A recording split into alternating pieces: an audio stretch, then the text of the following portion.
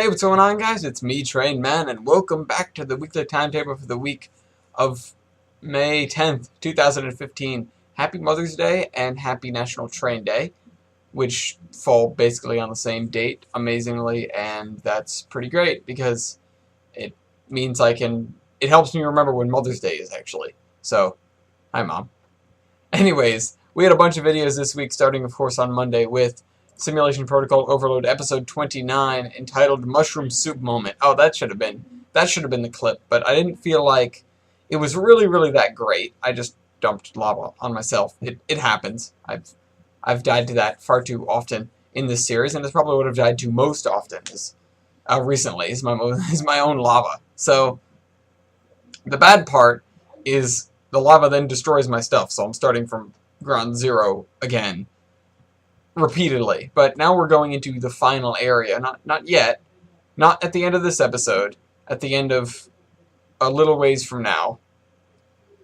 But, you know, we'll get there. But this is, we go into a vault. We go into a diamond, gold, emerald, and iron vault for free stuff so that we can, I guess it's an emergency, like put stuff on the Victory Monument if you forgot. So this is where we get the diamond block, and that's the important part here. So it's cool because this is the first place in the map we've gotten a significant amount of diamonds, and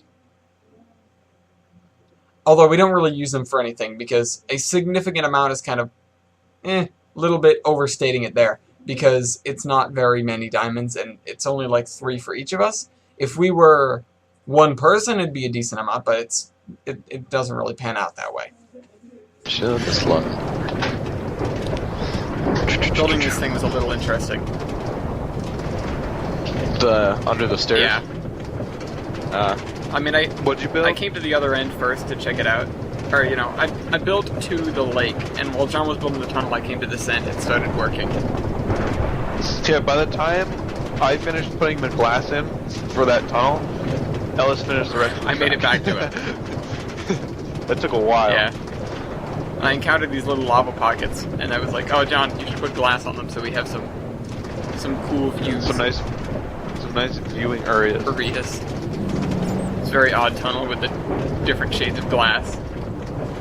Yeah. On Tuesday, we had Trainman Plays Chris Sawyer's Locomotion, episode 179, called Scrap Metal. And I couldn't find a good clip in the episode that related to this, so the clip is based on the micromanaging, which is something I also did a lot of. But the scrap metal is, I just threw a scrap metal gondola on the end of all the trains, so that eventually we can hopefully funnel some of the scrap metal to where it belongs, and that's the scrapyard, and then turn it back into steel. And it really isn't going to make a difference, but it's going to make a little bit of difference, and I had a good idea when I was watching this video that has nothing to do with scrap metal. If we have the train that picks up the auto parts, it'll run from the auto parts plant to the steel plant, pick up an equal amount of steel, and then run to the cars. It'll save us there are people yelling outside. It'll save us from the micromanaging that has been on set, and will hopefully streamline the procedure. Hopefully. I don't know how well that's going to work out, but so I'm going to try and do that next episode. Hold on. Hold, please.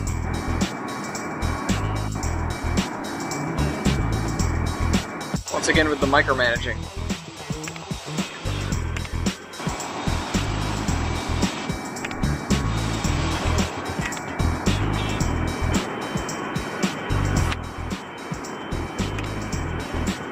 Oh, I didn't check to see how many he had when full. Now you're gonna go.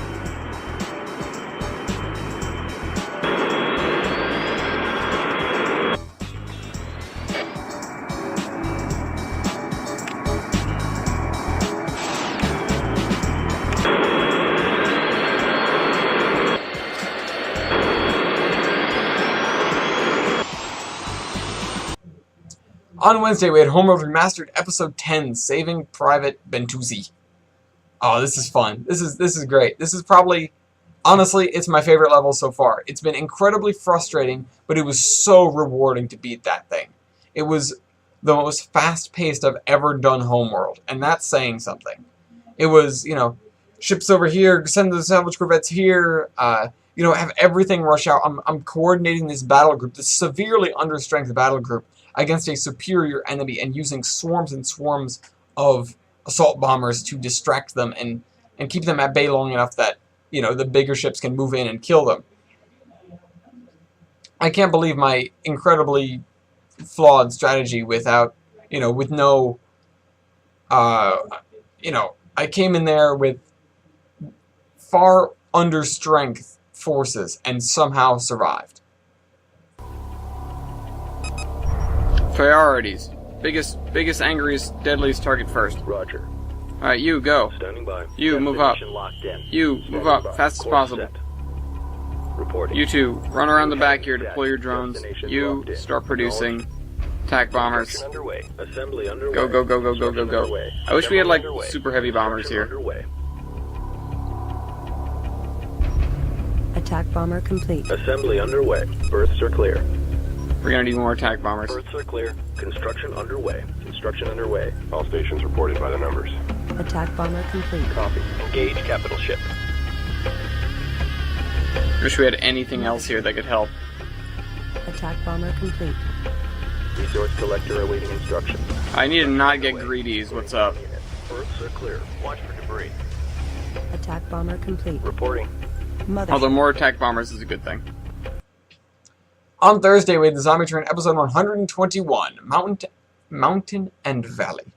And we're building on the edge of the mountain and the valley, and we're using terrain tracks in an unusual fashion to set the land so that we can build interesting features on top of it. And I think that's really what I'm going to be doing from now on in a lot of cases, because it's a very helpful way to run things. It makes things simple, and it makes things easy, and it may be a little time-consuming to set up, but it's totally worth it in the end, because you get a gradual slope that is virtually indistinguishable from flat terrain.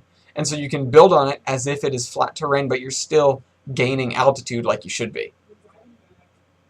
And it worked. It's genius. There's also the Pit of Death. Below, what's it called? Below 20 minutes.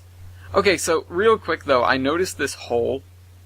Just a little space I missed. And so I got this sign, and I found out you can write on it. So now we have a little tourist destination called Pit of Death.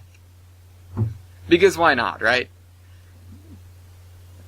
So the first job today was to complete this line of trackage. And not very hard, but I was trying to work it out.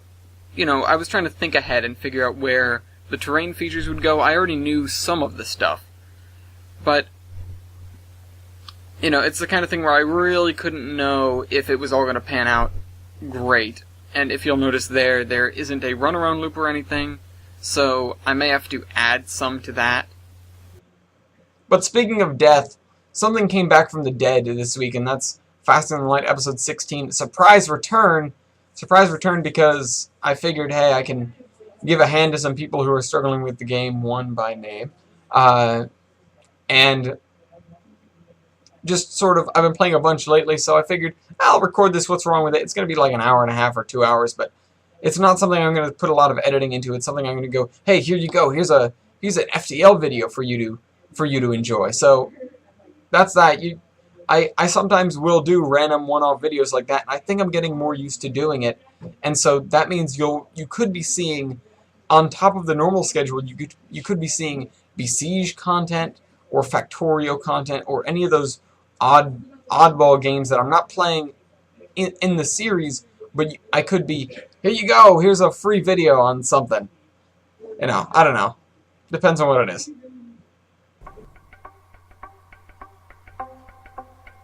Ho ho ho, it's this. So this is how you unlock the rock ship.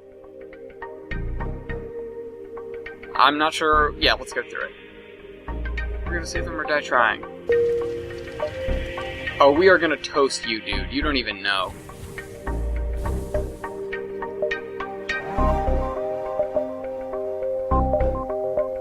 We'll go here first. On the way there. We'll hit the distress beacon on the way out.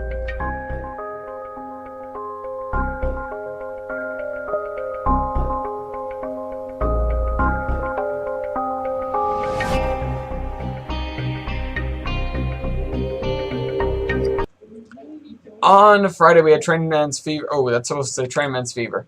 Trainman's Fever, episode 36, Bus Fever. Busman's Fever. Not Busman's Fever. Bus Fever, because one of the things we were neglecting to do was set up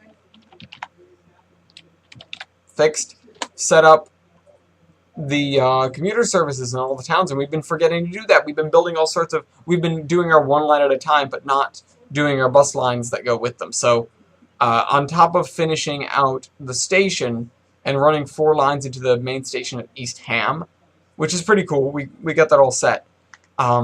We also go back and put bus lines in towns that we've forgotten thus far. And we'll probably have to do a little bit more of that, but we really need to continue doing the one line at a time and rule the world eventually. We'll get there. And line 24. Now the thing I need to go look at is, did this area get royally screwed up? In terms of scheduling, in terms of train movements. Yep, they're both on the same track. Whose idea was that? I need Taylor. Okay, what is this? Line 22. Line 22, you've just been troublesome today. And before you hit East Ham, you're supposed to run through there.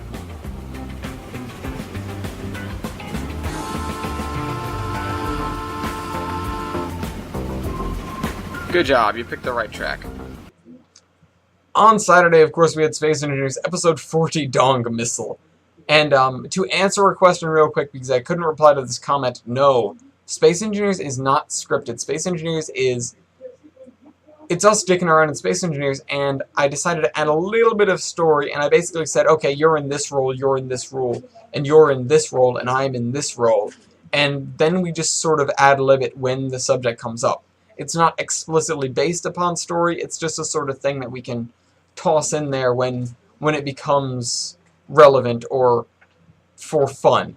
Although it's kind of a terse topic because we're on opposite sides of a war. So, no, not scripted, but Dong Missile and Agility brings back a ship that looks like a penis. Yeah, this is just a penis. I want it. There's Why no... do you want it? Also, refitting this thing would be an absolute bastard, because you have to go through all of the, all the collectors, and there are 30 gajillion of them. You're better off rebuilding from the ground up. What is that thing over there? Honestly, oh, dude, there's heavy armor blocks on this thing. Yeah. We should use it as a Dong Missile. Yes, use it as a missile. It is very fast and cannot slow down, so therefore it is a missile. Actually, I would there ain't no brakes. So are we gonna get rid of it? Yes. Eventually. I want it. Why do you want the D? So badly. By the way, On top of all of that, I had a free Saturday, more or less, free from the Terminus. So there's a video out on the Admiral Ellis channel, youtube.com/Admiral Ellis. You can also reach it from my sidebar on my channel, and it is about time travel and the multiverse. So if you had a question about how time travel affects the multiverse, I try to answer it in the least. It's ridiculous. Okay, it's a mess. I'll be honest, it's a mess. But I do my best to answer the question, and we get into some very deep topics as to how time travel works and non-linearity of time. And wow, it's chaos, okay? But it's great. So go check it out. Computer's making a weird noise. Hope you guys enjoyed this video, and I'll see you next week. Ooh, excuse me. Trainman out.